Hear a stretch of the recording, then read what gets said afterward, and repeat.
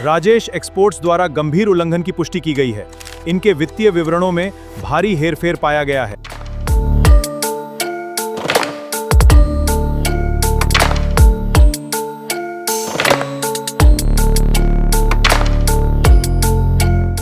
सेबी ने कहा है कि कंपनी ने 5 साल तक अपनी कमाई के आंकड़े बढ़ा चढ़ाकर पेश किए। 15.15 लाख करोड़ का जो पूरा राजस्व है, ये जो पूरा पैसा है, ये गबन का जो पूरा आरोप है। भारत का सकल बजट जो है वो 50 लाख करोड़ का। ये कारोबार हमारे यहाँ अडानी साहब का 5 साल का कुल 10 लाख करोड़ का, जिनके पास लगभग सारे बड़े बंदरगाह, सारे बड़े एयरपोर्ट, अनेक धंधे हैं। और इस कंपनी का जो अडानी से बड़ी अपने को टर्नओवर में दिखा रही है, इसका कुल जो भारत में लाभ है वो 95 करोड़ का है, 95 करोड़। 2006 से 2009 तक इस कंपनी को जो हमारे यहाँ सीरियस फ्रॉड डिवीजन है वो ऑडिट करके पा रहा था कि इसमें गड़बड़ी है। उसने इनको और गौतम अडानी को दोनों को साथ साथ नोटिस दिए हुए हैं। खुद सेबी का मानना है कि ये जितना दिखाते थे अमल में उसका 0.02% ही थे, यानी 99.98% झूठ पे थे ये। नमस्कार, इस खास कार्यक्रम में आपका स्वागत है। मैं हूं आरफा खानम शेरवानी। 15 लाख करोड़ कितने जीरो होते हैं?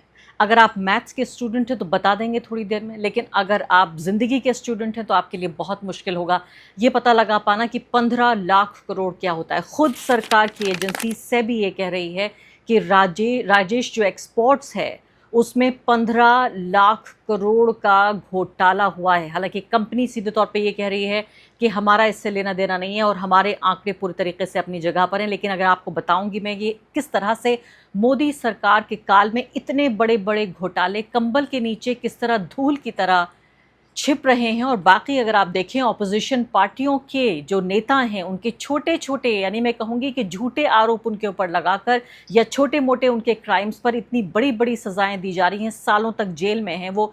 ईडी की रेड्स पड़ रही है, सीबीआई की रेड पड़ रही है, आईटी की रेड पड़ रही है। यहाँ इस व्यक्ति की कंपनी 15 लाख करोड़ रुपए का गबन है और उसके बावजूद भी आप देखिए 5 साल से कान पर जूं नहीं रेंग रही थी। अब मैं आपको जो बताने जा रही हूँ, गुजरात के कारोबारी राजेश मेहता हैं ये, और उनकी कंपनी राजेश एक्सपोर्ट्स पर सेबी की बड़ी कार्रवाई हुई है। इसको इस तरह से बताना चाहेगा आपको गोदी मीडिया कि देखिए ये कार्रवाई भी मोदी जी के जरिए की गई है, उन्होंने ये कार्रवाई कराई है। ये नहीं बताएंगे कि 5 साल से मोदी जी और उनकी संस्थाएं सो रहे थे। अगला सुनिए, सेबी ने कहा है कि कंपनी ने 5 साल तक अपनी कमाई के आंकड़े बढ़ा चढ़ा कर पेश किए और साथ साथ जो 15.15 लाख करोड़ का जो पूरा राजस्व है, ये जो पूरा पैसा है, ये गबन का जो पूरा आरोप है।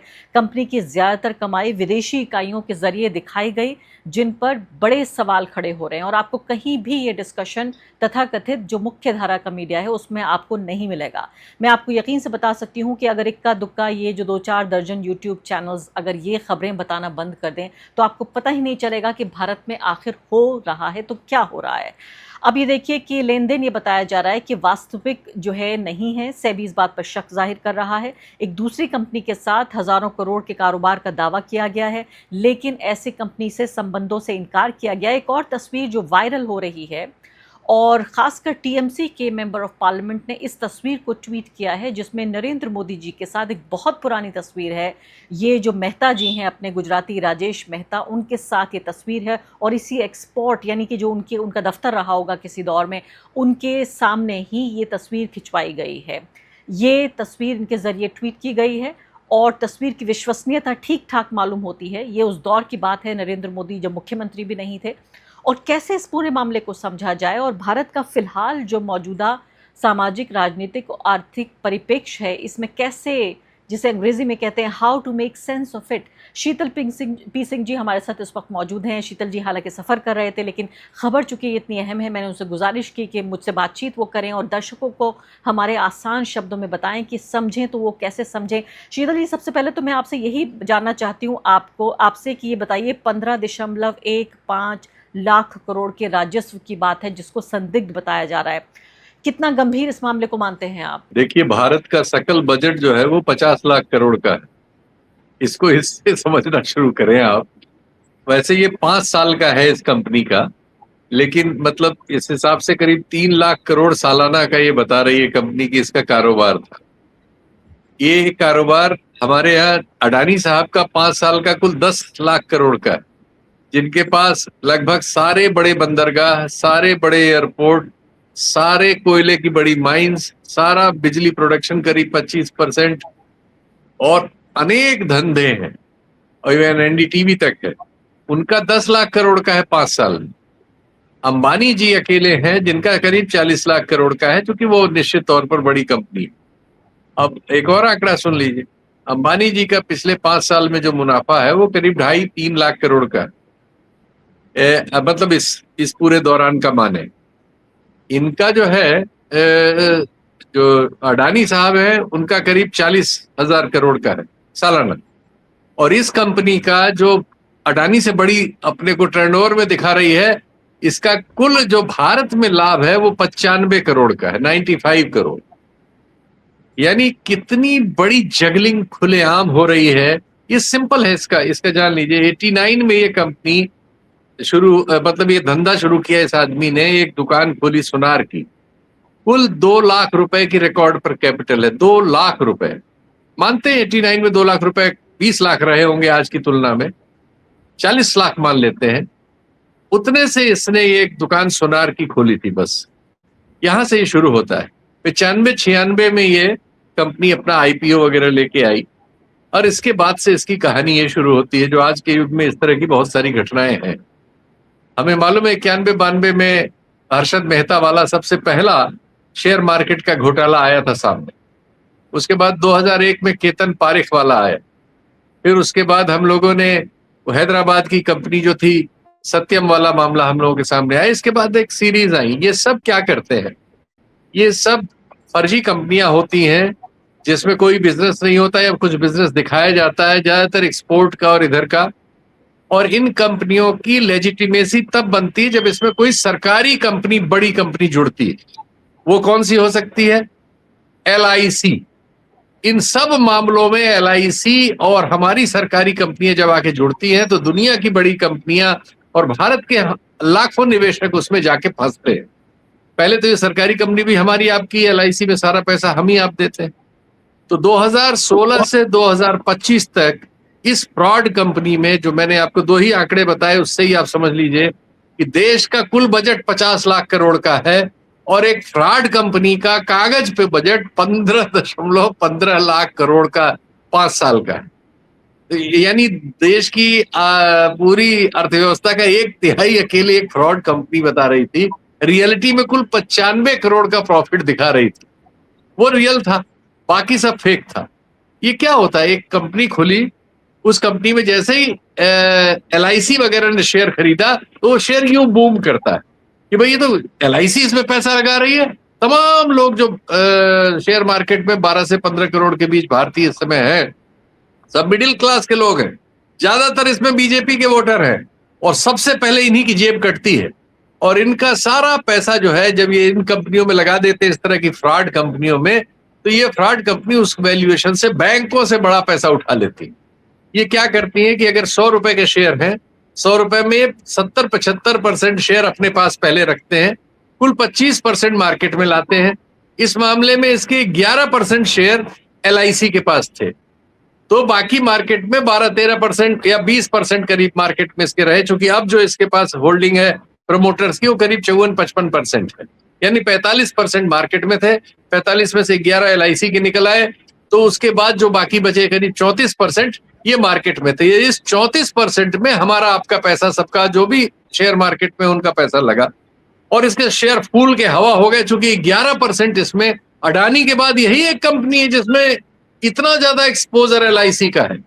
अब वो क्यों है वो आपने बता दिया। ये एक फोटो है जिसमें साहब हैं, ये भी एक सुन लीजिए।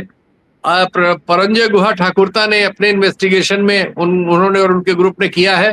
2006 से 2009 तक इस कंपनी को, जो हमारे यहाँ सीरियस फ्रॉड डिवीजन है, वो ऑडिट करके पा रहा था कि इसमें गड़बड़ी है। उसने इनको और गौतम अडानी को, दोनों को साथ साथ नोटिस दिए हुए हैं। यानी ये कंपनी अंडर स्क्रूटनी थी, इसके घपले निगाह में थे। उस समय तक ये बाजार से करीब 700-800 करोड़ अंतरराष्ट्रीय बाजार से उठा चुकी थी इसी शेयर मार्केट की घपलेबाजी से। तो उसकी सबकी जांच हो रही थी इसकी, क्योंकि इसका बिजनेस मिल नहीं रहा था। फिर पता नहीं कहां से इसने सिंगापुर के जरिए एक ये इंटरनेशनल कोलैबोरेशन किया एक अंतरराष्ट्रीय कंपनी से, जिसके अपने फाइल्स में भी सेबी का कहना है उस 125-150 पेज की रिपोर्ट में कि उसके भी रिटर्न्स वहां उतने नहीं है जो यहाँ कागजों पे दिखाए गए, बाकी सब कागजी है। शेयर मार्केट को लूटने, शेयर मार्केट में नॉर्मल इन्वेस्टर, कॉमन इन्वेस्टर को लूटने के लिए ये सब प्रपंच किए जाते हैं और इन्होंने जम के लूटा। और अगर ये अभी ये मामला खुला न होता, ये भी जांच 3-4 साल से चल रही है। ये किसी सेबी की जांच में किसी मामले का, किसी नोटिस का कोई जवाब नहीं दे रहे थे, बुक्स नहीं दिखा रहे थे, और वो कह रहे थे हमारा तो अंतर्राष्ट्रीय मामला है और वहां अंतर्राष्ट्रीय कानून के तहत हम आपको कुछ दिखाने को बाध्य नहीं। अरे भाई, यहाँ की मार्केट से आप पैसा उठा रहे हैं और कोई चीज दिखाने को बाध्य नहीं है। ऐसी चीज 4 साल तब भी चली भाई, इतना फ्रॉड इनका अभी चलता रहा। और ऐसी कंपनियां क्या करती हैं, एक बहुत बड़ा पैसा यहां से बाहर ट्रांसफर कर देती हैं, तो भारत में इनका कुछ नहीं होता। अब इनका कुछ नहीं बिगड़ेगा। LIC का गया, 2000 करोड़ का LIC का पैसा लगा हुआ था और कम से कम 6000-7000 करोड़ पब्लिक का लगा हुआ था, लगभग 9-10 हजार करोड़ आप समझ लीजिए। इसका एक ही दिन में 80% उड़ गया, यानी जो 10,000 करोड़ था वो 2,000 करोड़ रह गया। वो अभी जैसे ही शेयर मार्केट दूसरी बार खुलेगा तो उससे भी नीचे रह जाएगा। खुद सेबी का मानना है कि ये जितना दिखाते थे अमल में उसका 0.02% ही थे, यानी 99.98% झूठ पे थे ये। इतने बड़े झूठ को इतने दिन तक चलाने में सफल हमारे देश में रह सकते हैं, भाई कमाल। और आगे बढ़ने से पहले एक अदना सी गुजारिश कि आप मेंबर बनिए मेरे चैनल का आरफा खानम शेरवानी। अगर आप मेंबर बनते हैं, आपके समर्थन से आप मेरा हाथ मजबूत करेंगे, इतना मजबूत कि मैं सत्ता का कॉलर पकड़ के सवाल पूछ सकूंगी और जो हमारे समुदाय में हाशिए के जो तबके हैं उनकी आवाज़ उठा सकूंगी। आप यकीन जानिए, आपका एक छोटा सा सहयोग मेरे लिए इतना बड़ा होगा जिसके लिए आप अंदाजा भी नहीं लगा सकते। जी हाँ, कभी कभी तो ये एहसास होता है शीतल जी कि हम कैसे बनाना रिपब्लिक बन गए हैं, मतलब जहाँ ऐसा लगता है कि कोई डेमोक्रेटिक इंस्टीट्यूशन सब काम करना बंद हो गए हैं। मुझे याद है कि बाकी लोगों का तो मुझे नहीं पता, मेरे पत्रकार दोस्तों को कुछ को जिनको ईडी के नोटिस आए हैं उनके सामने पेश भी होना पड़ा है। 10-10 हज़ार रुपये की डिटेल्स ईडी के अधिकारियों ने उनसे मांगी है। 10,000 रुपये कहाँ से आए? और ये 15 लाख से भी ज़्यादा, 15.15 लाख करोड़ रुपए, यानी अगर इसका हम कंपैरिजन भी करने की कोशिश करें तो मेरे मन में कई सवाल उठ रहे हैं। पहला सवाल तो ये है कि 5 साल तक जब इस पर कंबल उड़ा दिया गया और बत्ती बंद कर दी गई तो 5 साल बाद सेबी को क्या ज़रूरत पड़ी? क्या सरकार चाहती थी कि ये मामला बाहर आए? क्योंकि सेबी की स्वायत्तता, उसकी ऑटोनॉमी पे भी लगातार सवाल उठता रहा है। 5 साल से जब वो खामोश थे तो 5 साल और खामोश रह जाते। आप देखिए, 1.25 लाख करोड़ के आसपास अनिल अंबानी की कंपनियों ने इस देश में बैंकों का डुबाया। 1.25 लाख करोड़, 50,000 करोड़ तो उनकी एक ही कंपनी का था, जो बाद में वो उस कंपनी के सारे एसेट घूम फिर के उन्हीं के परिवार में चले गए। हम लोगों को सबको घुमा फिरा के 450 करोड़ में वही एसेट बड़े भाई के समधी के यहाँ चले गए, और हमारे देश का 50,000 करोड़ उनकी एक कंपनी में उड़ गया जो बैंकों ने दिया था। और आज तक उन पे ईडी जांच कर रही है, सीबीआई जांच कर रही है, सेबी जांच कर रही है। अभी 1 घंटे के लिए भी अरेस्ट नहीं वो हुए। और छोटे छोटे मामलों में हम देखते हैं तहसीलों में 1-1.5 लाख रुपए के लोन का किसान 15-15 दिन बंद रहता है, घर छोड़ के भगा रहता है। हम एक कमाल के देश हैं। PCO लाख करोड़ हमने राइट ऑफ कर दिया खातों से, और सरकार से आप पूछ ही नहीं सकते। RTI उन्होंने डाइल्यूट कर लिया है, सारे कानून डाइल्यूट कर लिए हैं, जिससे आप उनसे अब कोई जवाबदेही ले नहीं सकते। हम एक ऐसे दौर में हैं जब ताकतवर लोगों की कोई जवाबदेही नहीं है, किसी भी बड़ी लूट, बड़े अपराध की कोई जवाबदेही नहीं है। साधारण और सिंपल मामलों में लोगों को भारी सजाएं होनी है, उनका जीवन दुर्लभ है और तमाम तरह की कठिनाइयों को वो झेल रहे हैं।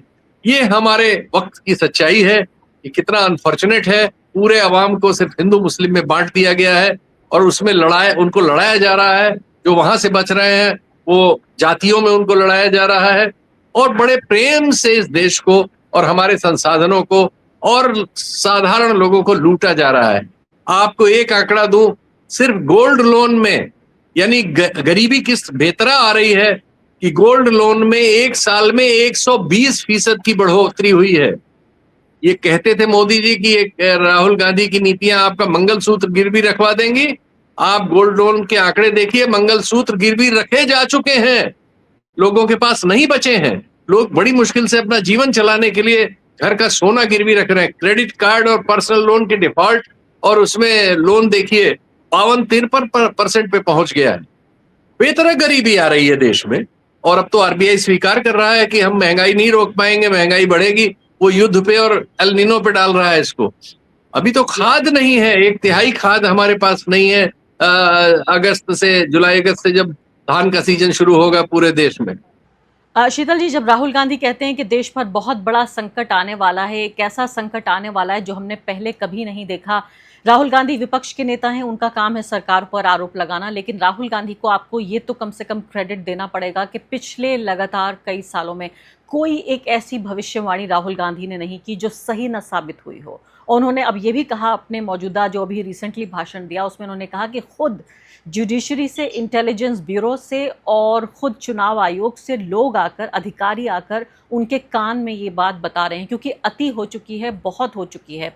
तो क्या आप ये बताइए कि इस तरह की जो खबरें हमारे सामने आ रही हैं, आपसे दो मैं चीज़ें जानना चाहती हूँ कि आम आदमी पर इसका क्या असर पड़ेगा? क्या ये सिर्फ एक कंपनी के डूब जाने की कहानी है?